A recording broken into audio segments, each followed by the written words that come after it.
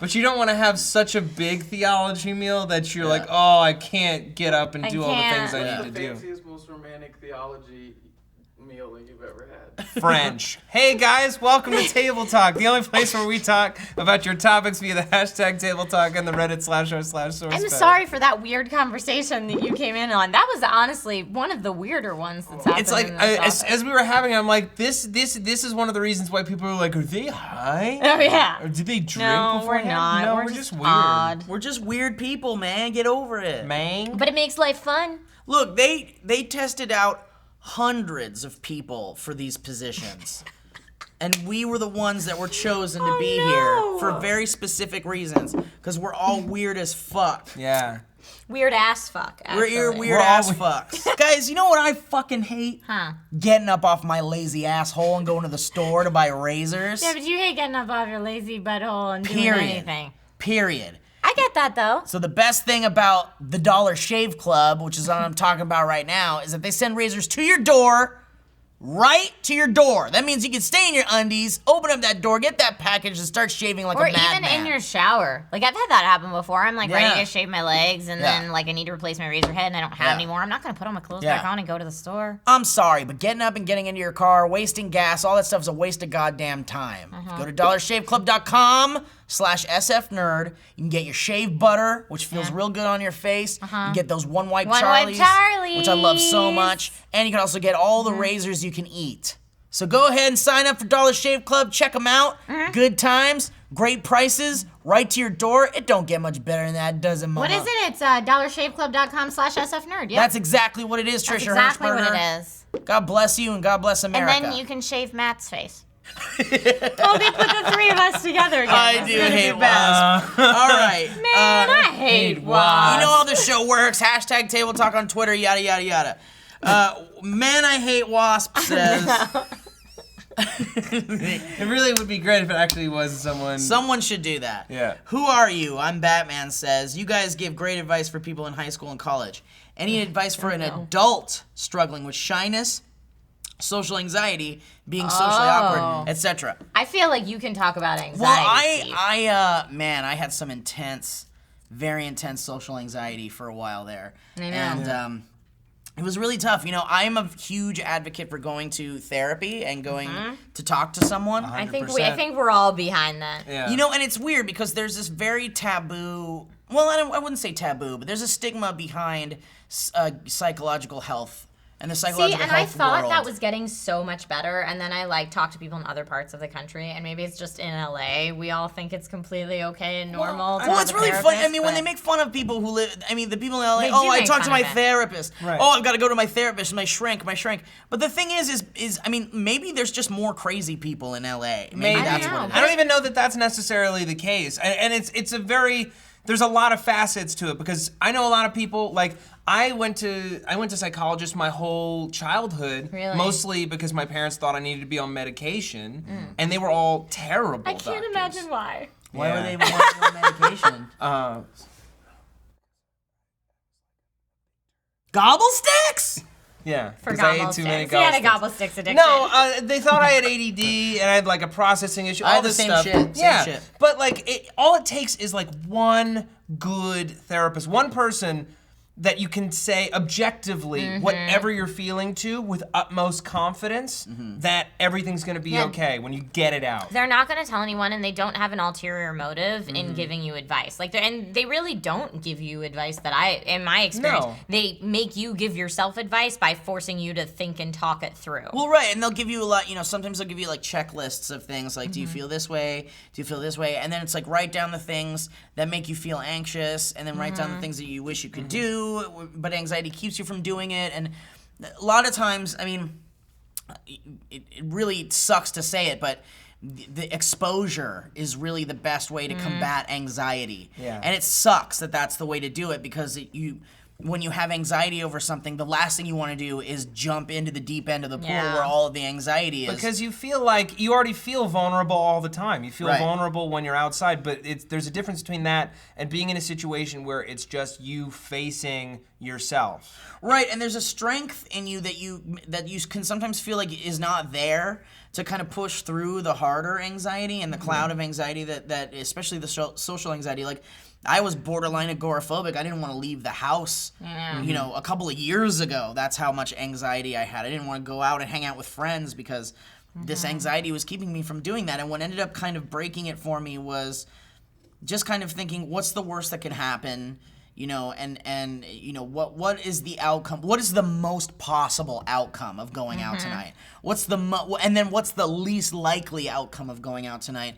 And you just have to kind of breathe and think through it and build up that courage within you. And I know some of you who have a lot of anxiety might be thinking like, I just don't have that courage. It's not there. Well, I'm telling you, I am living proof that it's there, because I wouldn't be where I am right now if I hadn't fought through it. It's so true. Steve has come so far since even when I met you, which was just over 2 years ago. It was bad stuff. Just in that time period, Steve is leaps and bounds different. Like, just, you know, at the Streamies reception party, this one's going around shaking hands, making introductions. Yeah, and you're like the mayor. Yeah. You're like the Streamies the mayor of YouTube. And Steve that I knew years ago would have been like, I don't think I'm going to go.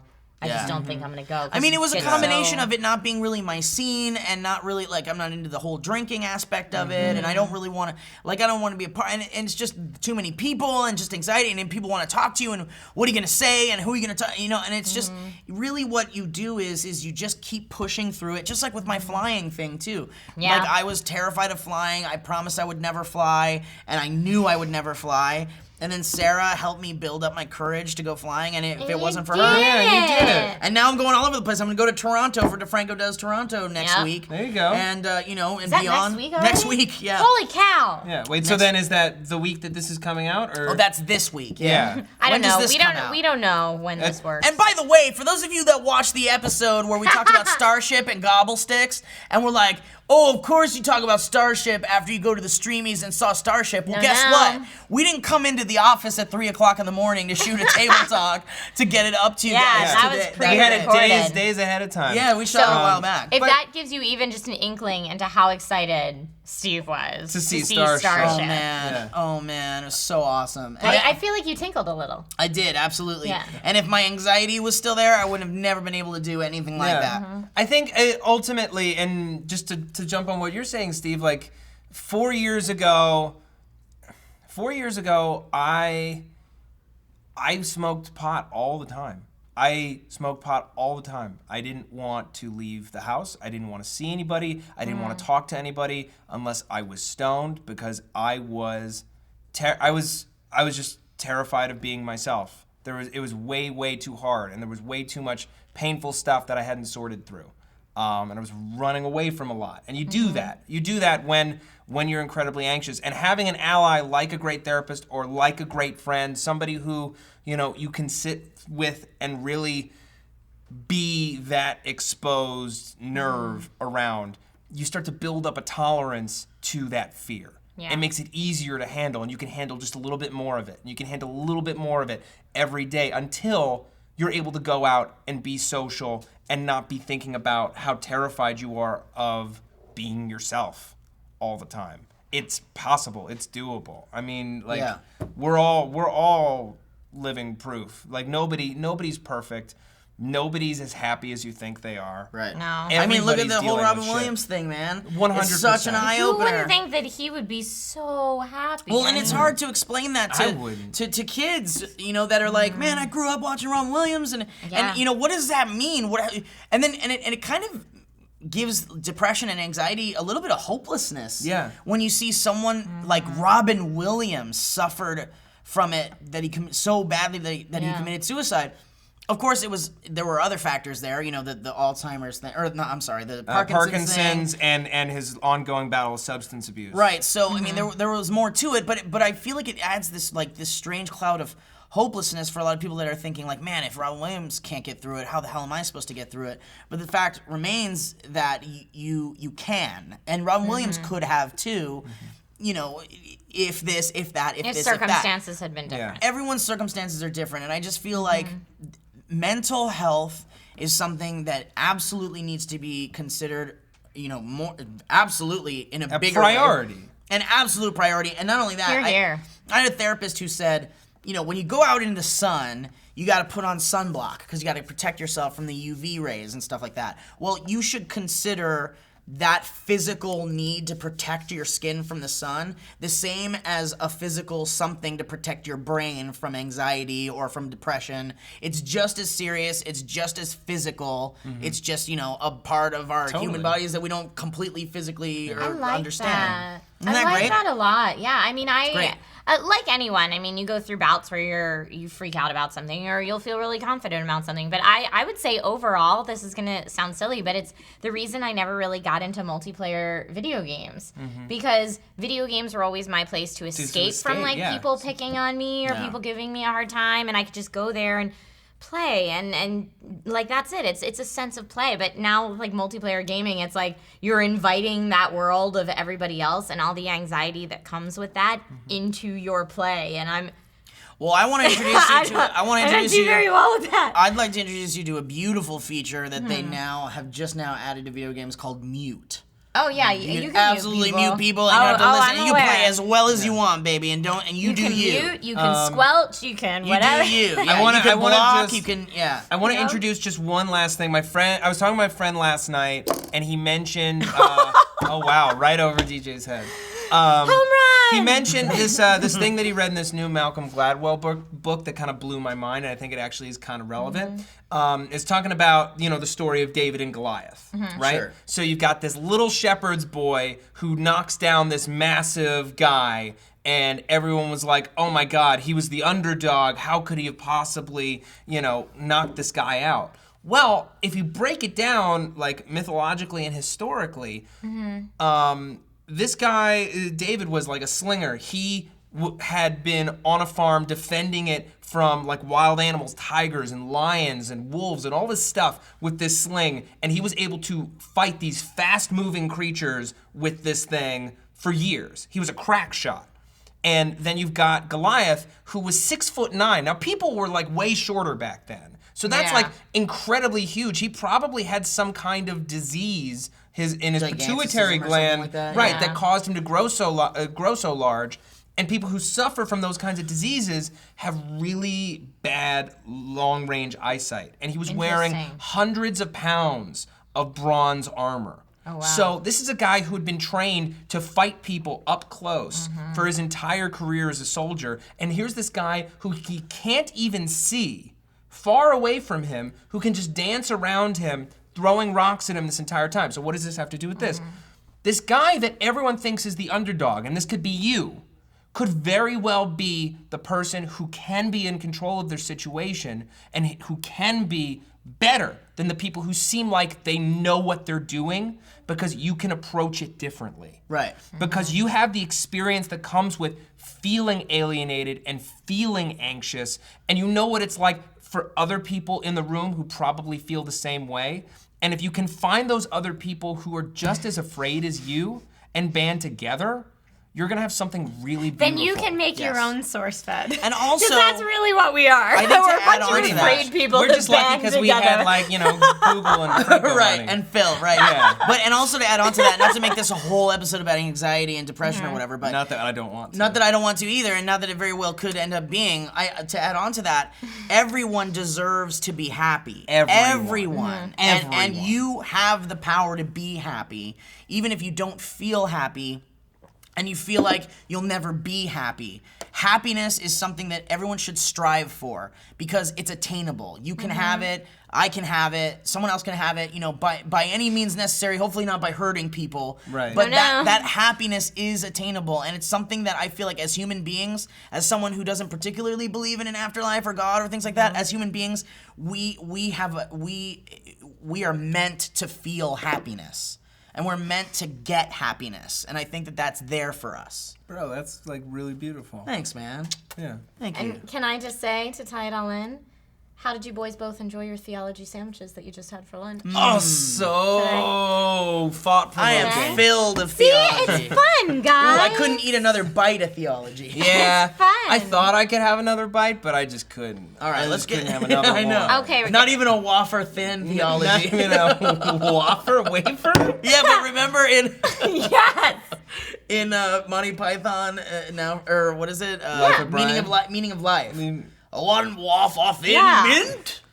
You remember Mr. I don't What was his name? Mr. Creosote? Creosote? Is that what it was? Creosote. Guys, help us. We're not as well versed in our Monty Python as we should be. I only thought really know. I thought I was. I thought only I was. know He's the guy Holy that Grail. he eats and then he explodes And his he's food. cute. I remember that. I don't Yeah. remember the scene. Okay. I don't I think remember it's it word for word, Creosote. though. But yeah, I only know Holy Grail remember the forward and songs. backwards, and Okay. a little bit of Meaning of Life. Please, everyone, watch as much Monty Python as you possibly Please. can. The films, the TV shows. I have the Flying TV Circus, show, and Yeah. I've never seen Life of Brian. Life of Brian's great. The end of Life of Brian is my favorite thing in So the whole world. bonkers, It's yeah. so offensive, and it's Yeah. Oh, that's great. so Yeah, funny. yeah. I love offensive. Always first- look on the bright side of The life. first time I saw it, I laughed so hard, and I was literally I like wish I laying could on the whistle. ground, laughing on the ground, saying, "I'm going to I just hell. love I'm my going favorite to hell." part. Like, as My- I was laughing so hard, I was My crying. favorite part, though, is everyone going to the crucifixion, and the guy is like marking them off, and he's like, "Okay, you to be crucified," and then one guy who's in line is like, "I'm not supposed to be here. I'm not gonna be crucified. Like this was a mistake."